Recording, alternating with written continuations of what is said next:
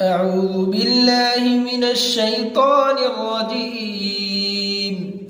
بسم الله الرحمن الرحيم.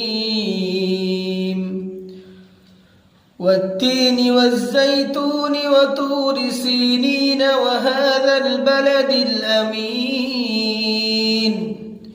لقد خلقنا الإنسان في أحسن تقويم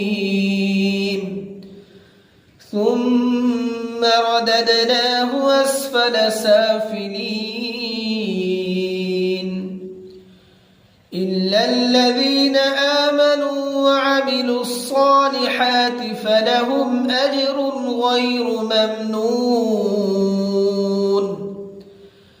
فما يكذبك بعد بالدين أليس الله بأحكم